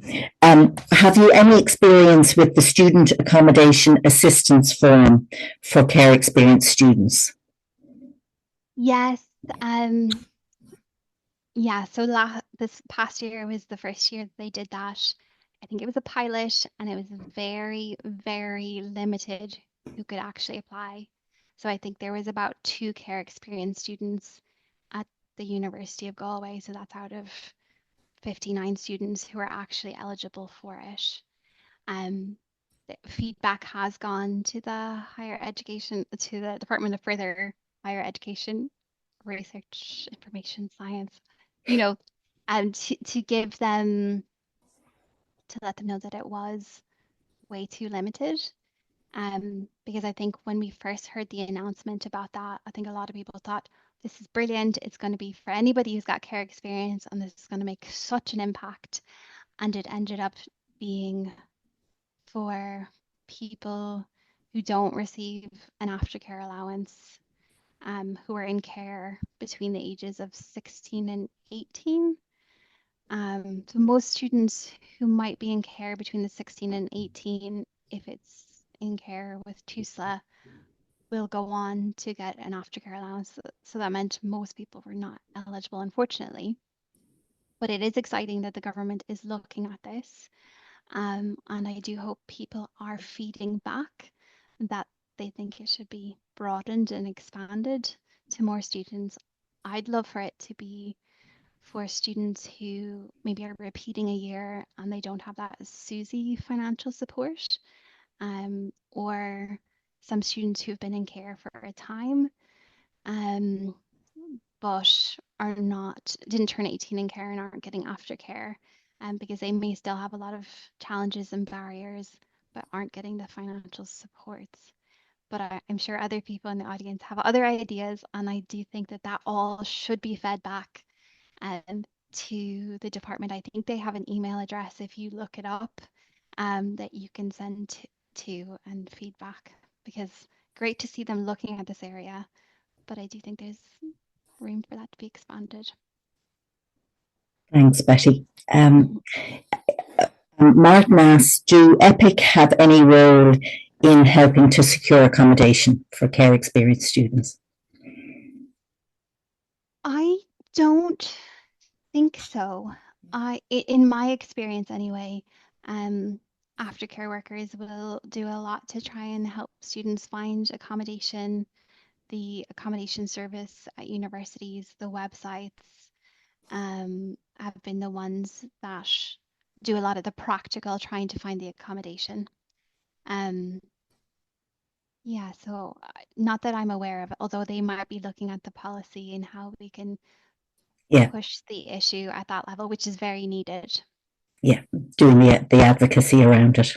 Yeah. Yeah. Okay, and then there was a question about from a foster carer who's in the process of adopting their child who's been in their care for 12 years and was wondering about whether any of the allowances would apply to their child. I think that I probably am not the right person to ask that question to. I think when I've looked at the HERE form, that was for ones who are not adopted. So they specify that that would make them ineligible on the TUSLA criteria. So it would then look at the parents' finances as to whether they're eligible.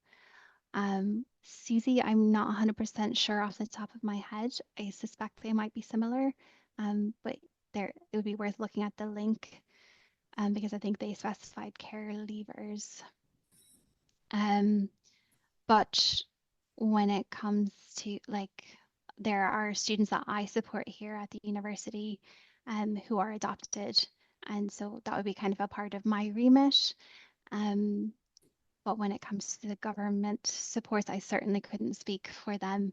I think I think you'd have to address that to Susie and here and probably Tusla. Yeah. Yeah. Yeah. Okay. Thank you. Yeah, no problem. Okay. Those are the questions then that had come in for that Okay. section. So we might fly. I know we're getting close to the end here, but we are close. Fly through just to know about supports at university. And these are quite specific to our university, but every university and technical university will have some supports. And you can find them on the university websites. But this will give you kind of a flavor of what is out there that you can expect at university. And students will hear about it in the first week of their orientation, but usually they get so much information that it can kind of go over your head. So it's nice to hear it a few times. So academic supports, SUMS is a it's a math support. They can drop in. There is a PhD student who studies maths who can help people if they're stuck on a problem. There's other students working together, so it's a nice way to work through your maths homework.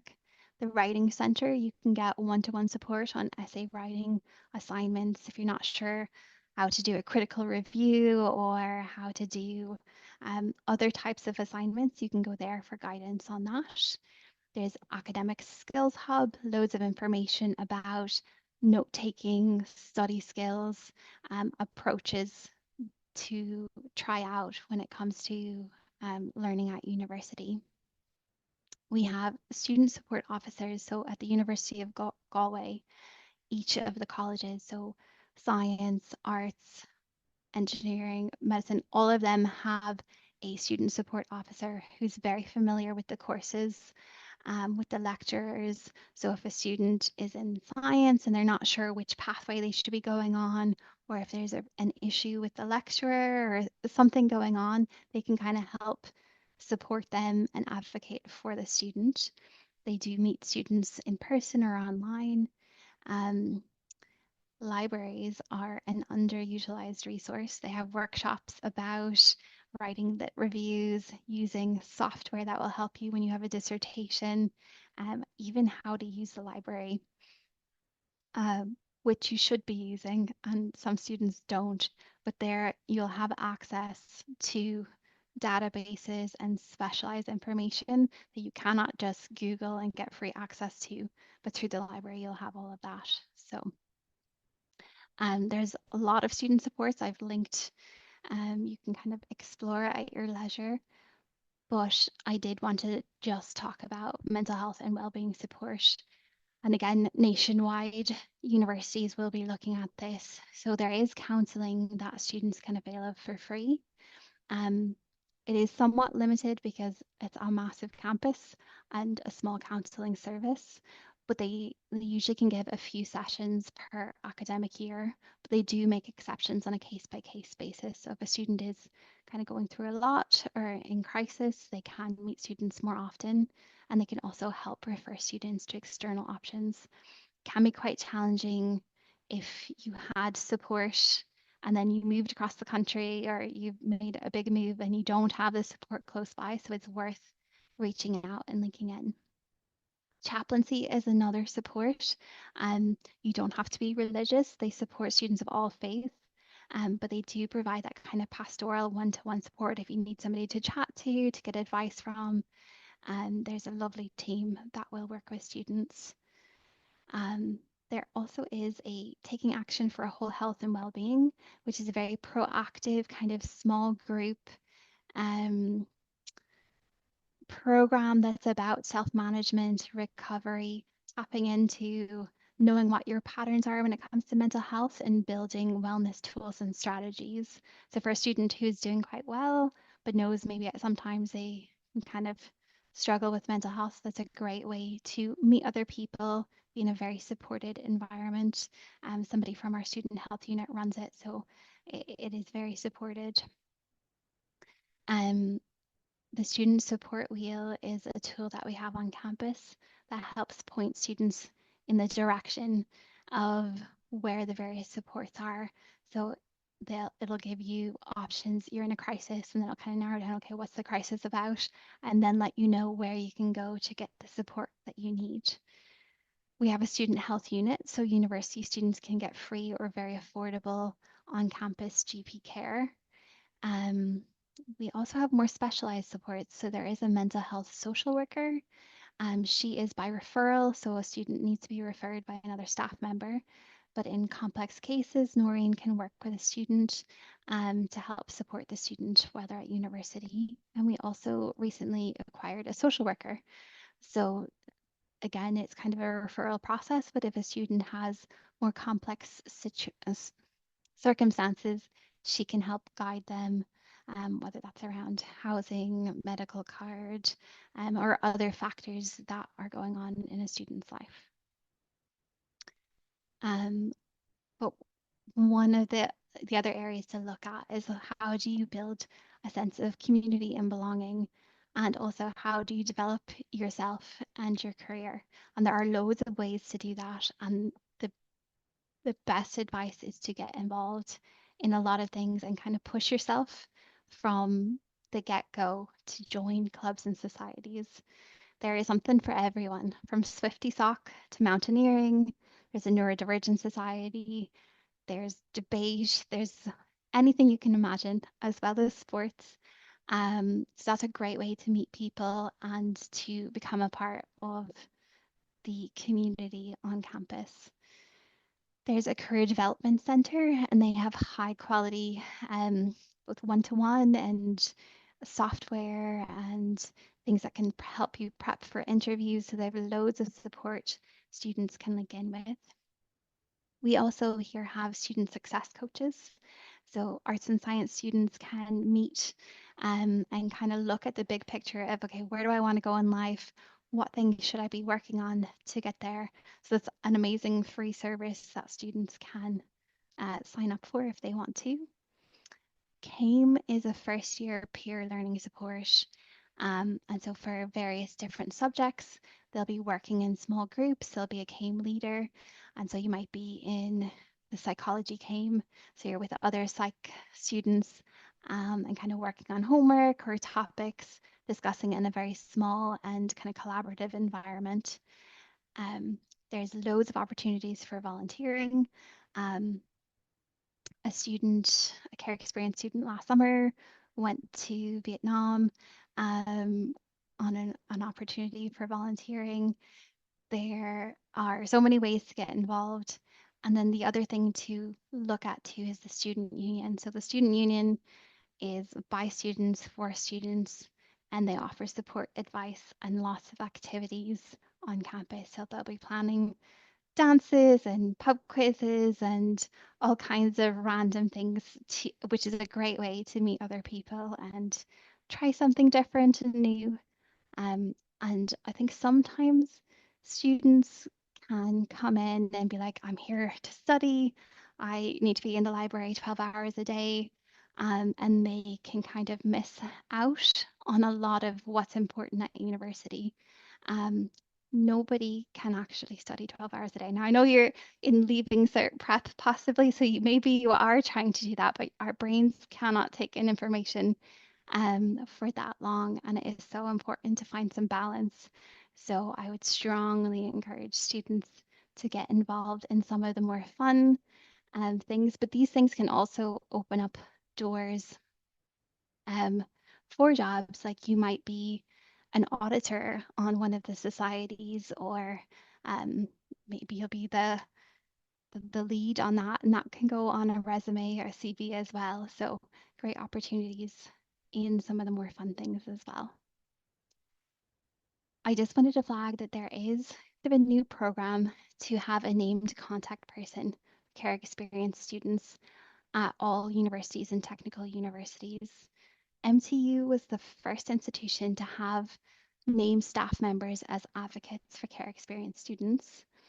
And then we were the first university to have like a full-time support person for students with care experience. But this year, We are currently launching a named contact for all technical universities and universities around the country. So if you do have questions about supports at university or how to link in, or if you're coming across a problem and you want a person, not just a generic email address, there will be a person that you can contact and get some support and advocacy. That might not be a full-time person like me, but it might be somebody in another role who's also kind of there and wants to support students with care experience. So reach out, ask for help if you need it. I won't go into detail, but this is bus routes to University of Galway from all over. So if anybody is looking at commuting, and that's there for you to look at a little bit more. And I know we're down to the wire time-wise, so I'll just end with some final tips for thriving at university. Sounds really basic, but commit to attending classes. 9 a.m. on a Friday, you may not feel it, but the semester is 12 weeks of classes. It's very, very short. And if you attend classes, if you turn up your assignments, you are halfway there. Spending time figuring out a note-taking style will help you out for preparing exams.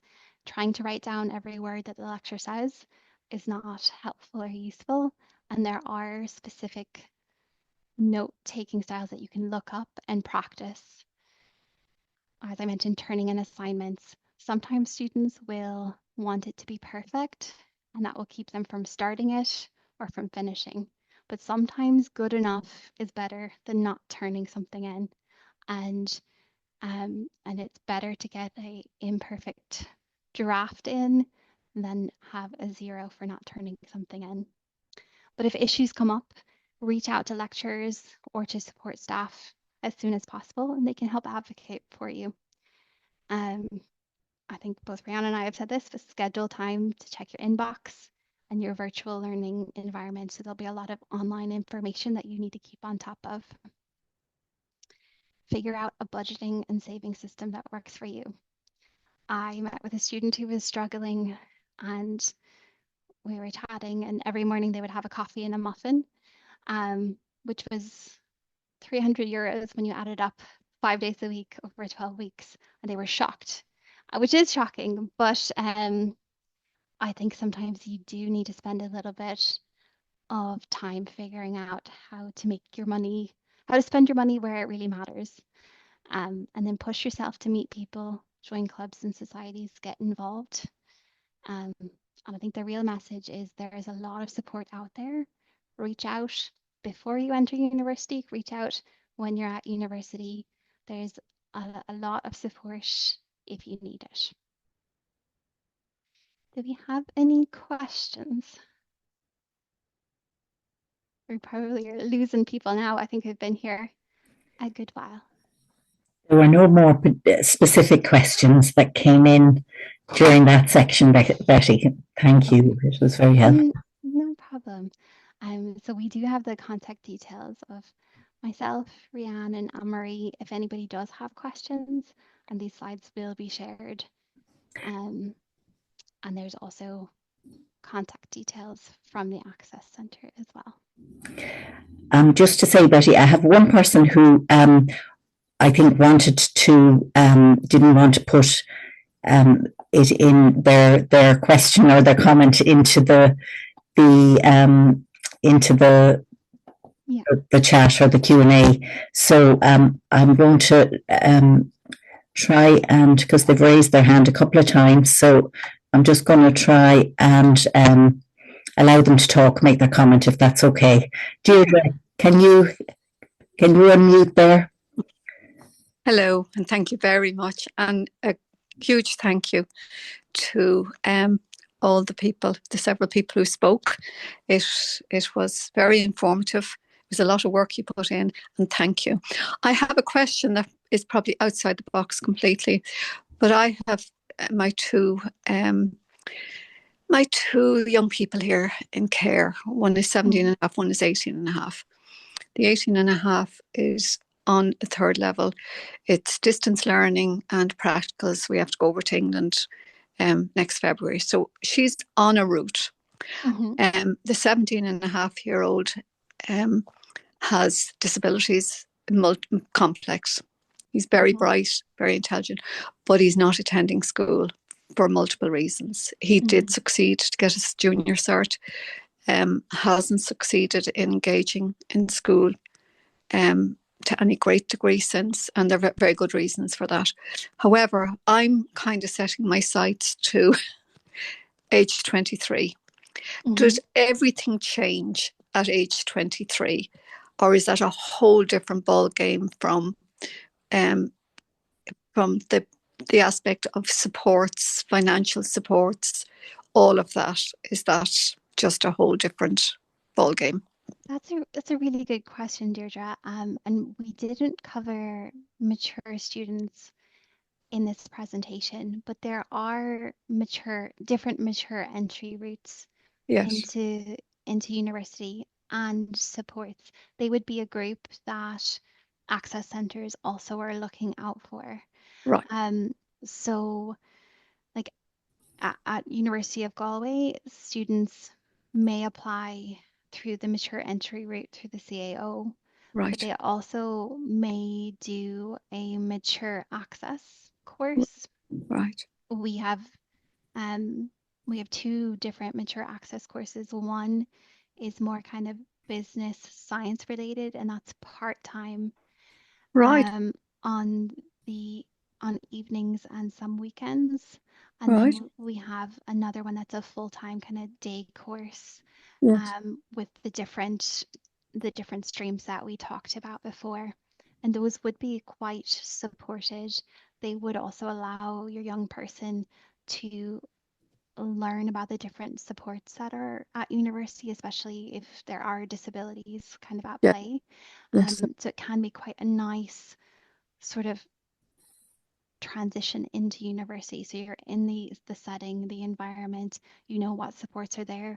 Sometimes it's a bit of trial and error to figure out, okay, what's helpful, what's not helpful, especially around exams and things like that. And then they can kind of transition into first year with being registered with disability support, having those accommodations in place, and being very comfortable with the university environment. So that's That's been very helpful. one entry route. And I would I'm not sure what part of the country you're based in, but I would reach out to the local kind of access centre at different universities to ask, look, yes, what's in place for mature. For both of them, actually, for the 18-and-a-half-year-old who is engaging in third level, she would want to progress in the area that she's in, and I could see that becoming, an actual college university course at probably when she's a mature student, giving her that chance. With the 17-and-a-half-year-old, the whole mixture, there's everything from autism to dyspraxia and that, but as I said, very bright, huge, learns a huge amount. But the fact that you just said that there's part-time courses, that's great, because he has limited energy. His energy runs out quickly. So you've been very helpful actually in answering that question. Thank you. And I know it's some years away, but it's just for me to have as much information when I'm part of. Deirdre, if you send me an email as well, I can link you in. We have a mature student officer here at the university, Kathleen. She's lovely, and she would be even more knowledgeable about supports and things to just be thinking about. Like, I know there's some specific scholarships as well, the university scholarship for mature students. So if you shoot me an email, I'd be happy to link you in with her just to get a bit of that preliminary information. I know you're looking very much far down the road, but it can be helpful to know. Yes, thank you very much. This has been very helpful. I'm just trying to be very realistic in my expectations and in the kind of guiding and planning ahead. And if all else fails, I might just go myself as a 72-year-old mature student and avail of all these supports. Well, you certainly can. You wouldn't be the oldest student we've had either, so you'd be very welcome. But I do think, there's definitely a lot to explore. It is a lot. Yes. Thank you. No problem. Thank you. Thank you, Deirdre. Thanks for that. And listen, I just wanted to say to Betty and to Rianne, thank you so much. And I think I said at the beginning of the session that I hope people get a lot of real practical things out of it. And I think you've absolutely delivered. And I think something just putting your CAO number on all of the documents and checking the emails because they do kind of rack up fairly quickly. Like it might seem like something so small, but it's so important. As you said, Betty, somebody nearly lost out on accommodation because of their emails. So absolutely fantastic. And a lot in there I wasn't aware of either.